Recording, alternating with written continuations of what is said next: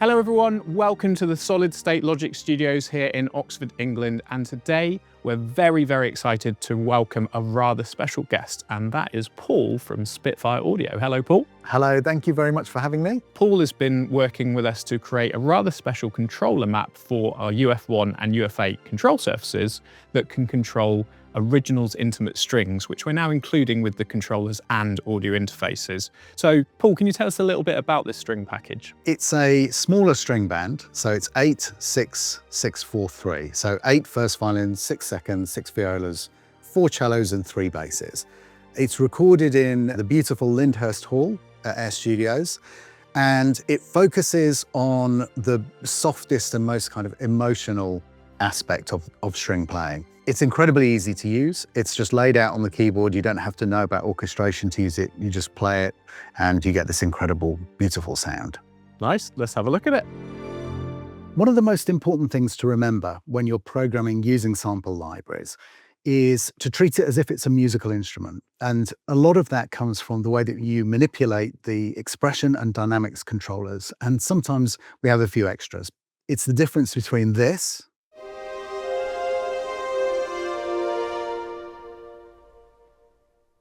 which sounds pretty good, and this.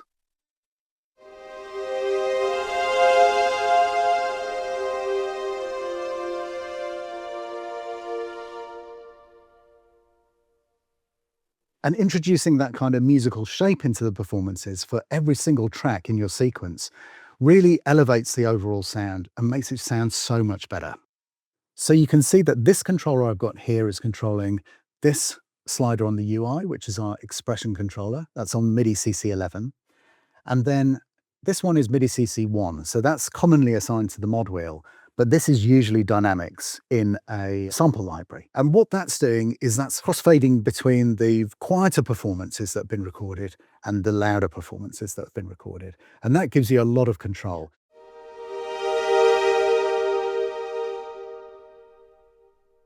But then I'll use the expression to add just maybe the intros and outros. So for example, you might do something like this.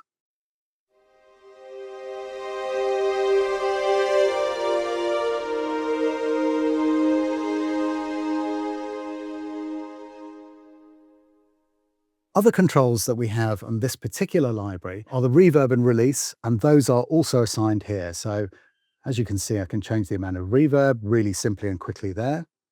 But also I can change the release. So for example,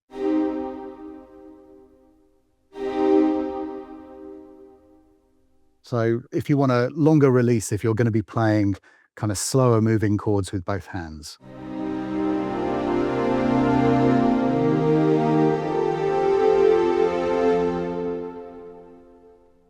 One of my favorite sounds in the library is called Flautando. This is a playing technique where you use a faster bow and a much lighter pressure on the strings.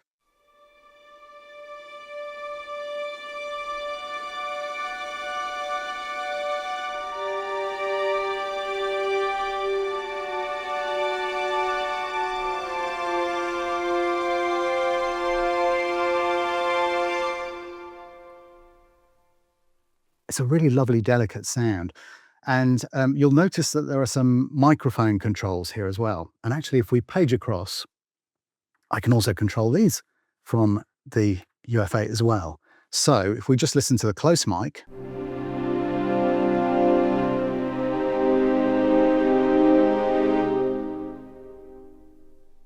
and these primarily close mics in this signal give you a slightly drier, more intimate sound. But if you go to the Decker tree, which is 3 mics placed usually above where the conductor would stand in a kind of classic Decker formation, it gives you a slightly more classical sound.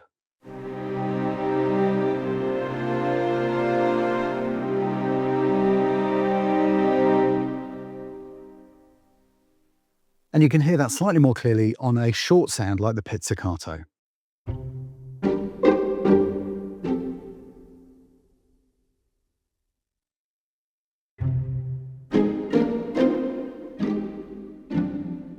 Having control over these is really useful. You can get the exact balance that you want. So maybe a slightly more close, heavy sound,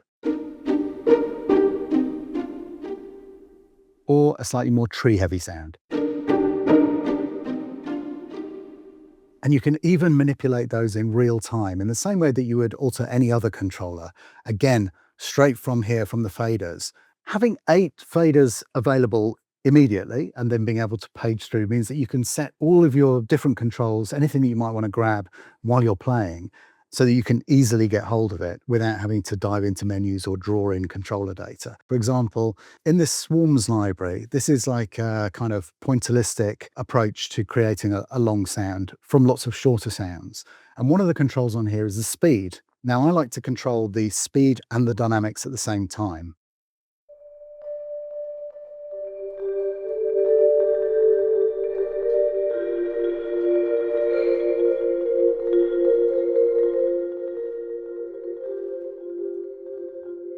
So as you can see, you get an extra level of kind of musical control. That's really very obvious when you start adding vibrato in as a control as well.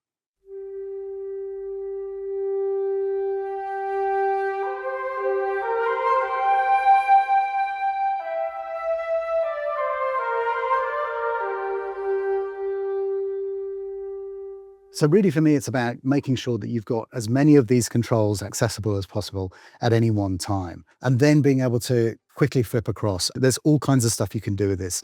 The great thing about the 360 software is it's really easy to access it right from the controller. As you can see, there are 5 different pages here of settings that you can put into the faders, for example, into the V pots. You can set your color scheme, and that really helps as well. So I hope that's useful. For me, the main message that I want to communicate is think about these things. Yes, it's a piece of software, but at its heart, it's recordings of real musicians playing.